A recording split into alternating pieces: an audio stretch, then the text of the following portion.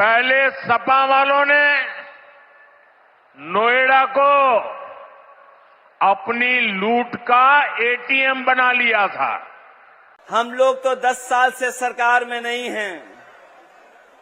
कम से कम अपने छोटी वाली एटीएम का हिसाब किताब तो कर लेते कि 10 साल में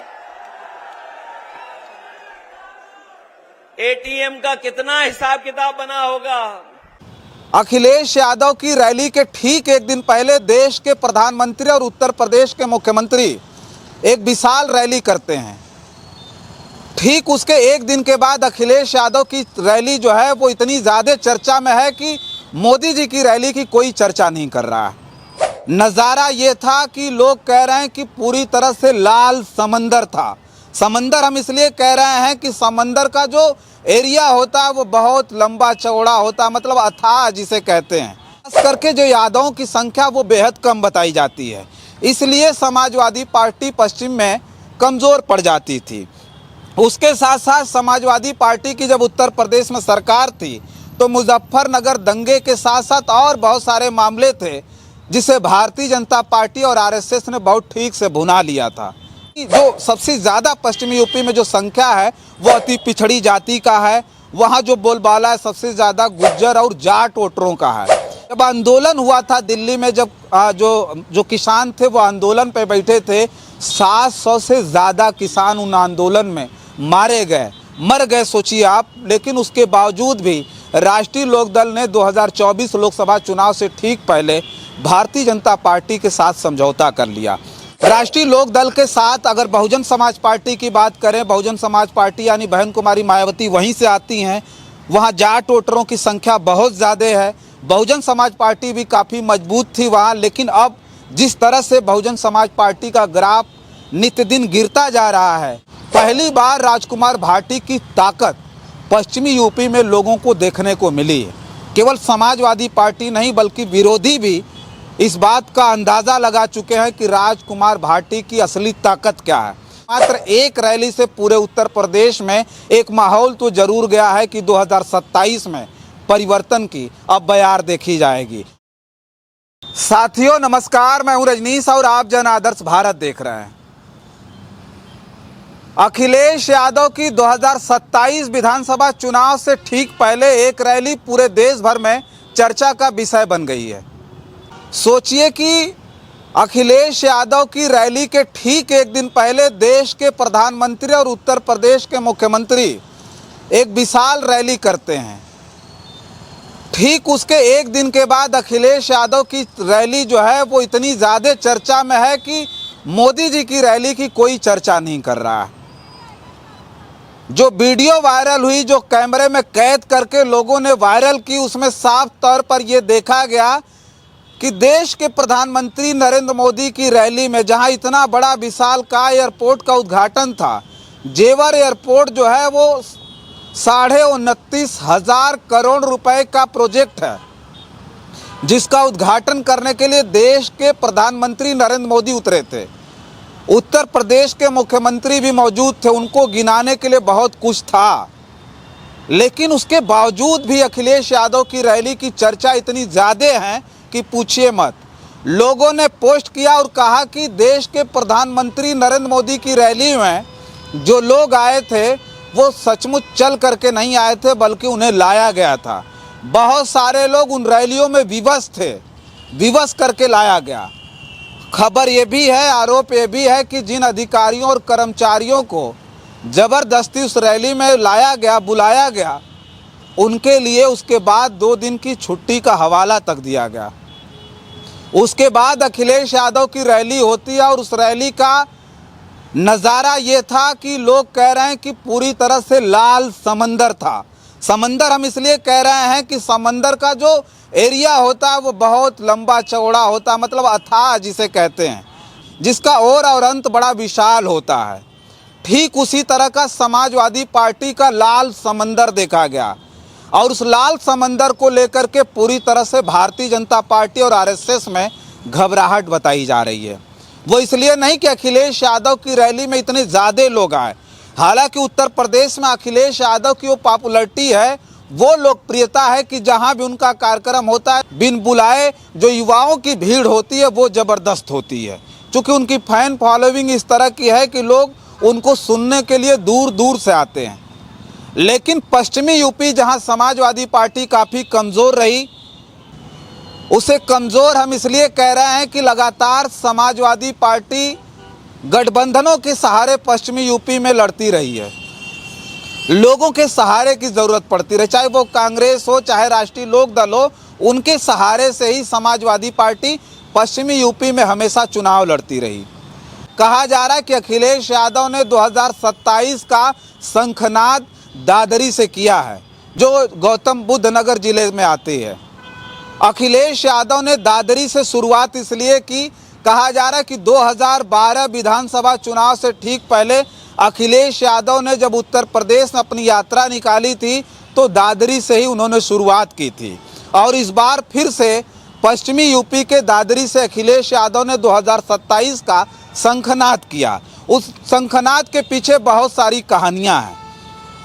कहा यह जाता है कि जो समाजवादी पार्टी थी जिसका समीकरण था MY यानी मुस्लिम और यादव, जिनकी संख्या पश्चिमी यूपी में बहुत कम है, खास करके जो यादवों की संख्या वो बेहद कम बताई जाती है, इसलिए समाजवादी पार्टी पश्चिम में कमज़ोर पड़ जाती थी। उसके साथ साथ समाजवादी पार्टी की जब उत्तर प्रदेश में सरकार थी तो मुजफ्फरनगर दंगे के साथ साथ और बहुत सारे मामले थे जिसे भारतीय जनता पार्टी और RSS ने बहुत ठीक से भुना लिया था। यादव और मुस्लिम वोटों का जब तक गठजोड़ था, जो MY समीकरण का जो समाजवादी पार्टी के ऊपर ठप्पा लगा हुआ था, जिसके सहारे भारतीय जनता पार्टी और RSS अन्य OBC को, मतलब अति पिछड़ी जातियों को बहुत आसानी से भड़का देती थी। लेकिन अखिलेश यादव ने 2024 लोकसभा चुनाव से ठीक पहले जो PDA का नारा दिया, यानी पिछड़ा, दलित और अल्पसंख्यक। हालांकि अखिलेश यादव इसका मतलब बहुत सारा बताते रहते हैं जो समाजवाद से जुड़ा हुआ है, यानी समाजवाद में हम किसी जाति की बात नहीं कर सकते, बल्कि समाजवाद में पूरे समाज को लेकर चलना होता है। लेकिन समाजवादी पार्टी जो काम कर रही है वो ठीक से PDA पर ही कर रही है, क्योंकि PDA की जो लड़ाई है वो सदियों से चलती हुई आ रही है। यानी दलित पिछड़ा समाज के लोग सदियों से वो लड़ाई लड़ते हुए आ रहे हैं, जो सामाजिकता की लड़ाई है, जो समानता की लड़ाई है, जो हक हिस्से की लड़ाई है। उसे अखिलेश यादव ने PDA का नारा दिया और साफ तौर पर पूरी समाजवादी पार्टी उसी पर काम शुरू कर चुकी है। पश्चिमी यूपी से जो कमज़ोर होने की बात कही जा रही कि समाजवादी पार्टी पश्चिमी यूपी में कमज़ोर रही, हालांकि वो उतना भी कमज़ोर नहीं रही है, लेकिन जो कमज़ोरी का कारण रहा है MY समीकरण, हम उससे पहले भी एक खबर में हमने बताया था कि जिस तरह से भाजपा और RSS समाजवादी पार्टी के MY समीकरण को लेकर के अति पिछड़ी जातियों को, उसके साथ साथ दलितों को भड़काती रही, उसे बहुत हद तक अखिलेश यादव ने PDA का नारा दे करके ख़त्म कर दिया। PDA का नारा महज एक नारा नहीं, बल्कि समाजवादी पार्टी उस पर काम कर रही है। अखिलेश यादव लगातार उस पर काम कर रहे हैं। सोचिए कि जो पार्टी लगातार 9 वर्षों से विपक्ष की भूमिका में हो और लोग उससे उम्मीद रखें कि नहीं उनसे वो मदद मिलेगी, चाहे कानूनी मदद हो, चाहे जो है आर्थिक मदद हो। इस उत्तर प्रदेश में तमाम दलित, पिछड़े और अल्पसंख्यक समाज के ऊपर जिस तरह से अत्याचार हुए, जिस तरह से लोगों की हत्याएं हुई, जिस तरह से उनकी बहन बेटियों को लूटा गया, उसमें समाजवादी पार्टी ने उनके साथ खड़े होकर के इस बात की तसल्ली जरूर दी कि चाहे सरकार उनके साथ हो ना हो, लेकिन समाजवादी पार्टी और अखिलेश यादव उसके साथ खड़े हैं। इस उत्तर प्रदेश में अनेकों ऐसे उदाहरण हैं कि PDA के ऊपर अत्याचार हुआ और समाजवादी पार्टी ने त्वरित उन्हें आर्थिक मदद पहुंचाने की कोशिश की। कानूनी लड़ाइयों तक लड़ने की जो है पहल की, बहुत सारे लोगों की कानूनी लड़ाई भी समाजवादी पार्टी लड़ रही है। सोचिए इस तरह के माहौल उत्तर प्रदेश में हैं। तो एक तरह से कहा जाए तो MY समीकरण को पूरी तरह से ख़त्म करके अखिलेश यादव ने PDA का नारा दिया। जो लड़ाई दलितों, पिछड़ों और अल्पसंख्यकों की लंबी रही है, उस लड़ाई को अब अपनी पार्टी में उन्होंने शामिल किया और वो संघर्ष कर रहे हैं। पश्चिमी यूपी से शुरुआत की जो सबसे बड़ी बात रही, अखिलेश यादव ने पश्चिमी यूपी में इसलिए जो है शंखनाद किया 2027 के लिए कि जो पश्चिमी यूपी में जो कमज़ोरी थी, यानी जो सबसे ज़्यादा पश्चिमी यूपी में जो संख्या है वो अति पिछड़ी जाति का है, वहाँ जो बोलबाला है सबसे ज़्यादा गुज्जर और जाट वोटरों का है, जिसमें समाजवादी पार्टी बड़ी कमज़ोर थी। तब जब मुजफ्फरनगर जैसे दंगे हुए और उसे बहुत चढ़ा बढ़ा करके बताया गया और गुज्जरों को वहाँ समाजवादी पार्टी के खिलाफ भड़काया गया, जाट समुदाय को जो है वहाँ भड़काया गया। लेकिन अब समाजवादी पार्टी के साथ जो गुज्जर समाज के लोग जुड़ रहे हैं, जो जाट समाज के लोग, जो अति पिछड़ी जाति के 2024 लोकसभा चुनाव में ये सारे लोगों ने देखा। और भारतीय जनता पार्टी और आरएसएस को इस बात का डर भी है कि अति पिछड़ी जाति के लोग बहुत तेज़ी से समाजवादी पार्टी के साथ जा रहे हैं। जो जाट और गुज्जर वोटर हैं, जिनकी बहुलता पश्चिमी यूपी में है, उसे लेकर के चर्चा बहुत ज़्यादा ये है कि इस बार जो गुज्जर और जाट समाज के जो वोटर हैं वो समाजवादी पार्टी की तरफ बहुत तेज़ी से बढ़ रहे हैं। चूँकि देखिए, काठ की जो हाड़ी है, कहा जाता है जो काठ की हाड़ी होती है उसे बहुत दिनों तक नहीं चढ़ाया जा सकता। उस पता चल जाता है, एक बार आपने चढ़ाया, 2 बार चढ़ाया, आप तीसरी बार नहीं चढ़ा सकते, क्योंकि वो आप उसका खामियाजा समझ सकते हैं। जो रैलियों में लोग आए, जो बहुत सारी वीडियो वायरल हुई, उसमें महिलाएं कह रही हैं, उसमें पुरुष कह रहे हैं, उसमें युवा कह रहे हैं कि जो अति हुई है, भारतीय जनता पार्टी की सरकार ने जो अति की है वो अति अब बर्दाश्त नहीं हो रही है। अब हम इसलिए समाजवादी पार्टी के साथ जा रहे हैं। एक और फैक्टर जो राष्ट्रीय लोकदल का रहा, चौधरी चरण सिंह की जो ज़मीन बनाई हुई थी, कहा जाता है कि पश्चिमी यूपी में चौधरी चरण सिंह की अच्छी खासी पकड़ थी और उसके बाद राष्ट्रीय लोकदल की इतनी अच्छी पकड़ थी, लेकिन धीरे धीरे करके जो उनकी आने वाली पीढ़ियां थीं, इस वक्त जयंत चौधरी जो है राष्ट्रीय लोकदल के प्रमुख हैं, पिछले दिनों जो उनका फैसला था, सोचिए कि जो पश्चिमी यूपी के जो किसान थे, ज़्यादा से ज़्यादा वो जाट और गुज्जर समाज से आते हैं, जो बड़े बड़े किसान हैं। जब आंदोलन हुआ था दिल्ली में, जब जो किसान थे वो आंदोलन पे बैठे थे, 700 से ज़्यादा किसान उन आंदोलन में मारे गए, मर गए, सोचिए आप। लेकिन उसके बावजूद भी राष्ट्रीय लोकदल ने 2024 लोकसभा चुनाव से ठीक पहले भारतीय जनता पार्टी के साथ समझौता कर लिया। समझौते में जब वो भारतीय जनता पार्टी के साथ गए तो कहा यह जा रहा है कि जो जाट गुज्जर समाज के लोग जो राष्ट्रीय लोकदल के साथ थे वो अब वहाँ से नाराज होकर के समाजवादी पार्टी के साथ आ गए। मतलब एक तरह से कहा जाए तो वो भारतीय जनता पार्टी के खिलाफ थे।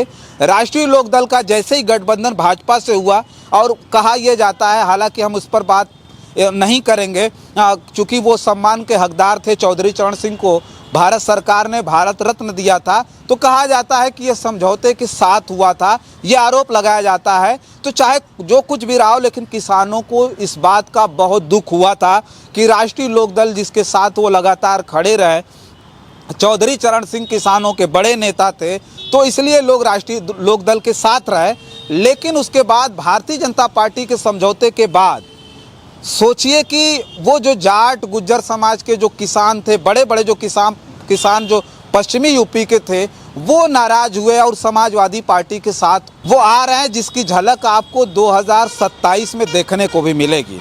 अखिलेश यादव की रैली में जो ये देखा गया कि भारी मात्रा में जाट और गुज्जर समाज के लोग आए थे। राष्ट्रीय लोकदल के साथ अगर बहुजन समाज पार्टी की बात करें, बहुजन समाज पार्टी यानी बहन कुमारी मायावती वहीं से आती हैं, वहाँ जाट वोटरों की संख्या बहुत ज़्यादा है। बहुजन समाज पार्टी भी काफ़ी मजबूत थी वहाँ, लेकिन अब जिस तरह से बहुजन समाज पार्टी का ग्राफ नित्य दिन गिरता जा रहा है, उससे ये भी कहा जा रहा है कि गुज्जर वोटरों के साथ साथ, चूँकि गुज्जर वोट जो भारतीय जनता पार्टी के साथ था, वो गुज्जर वोट अब समाजवादी पार्टी के साथ तो आ ही रहा है, लेकिन जो जाट वोटर हैं, जो सोचिए बहुजन समाज पार्टी के मूल वोटर थे, बहन कुमारी मायावती का वो क्षेत्र है पश्चिमी यूपी, वो जो जाट वोटर हैं वो भी अब समाजवादी पार्टी की तरफ शिफ्ट होने लगे हैं।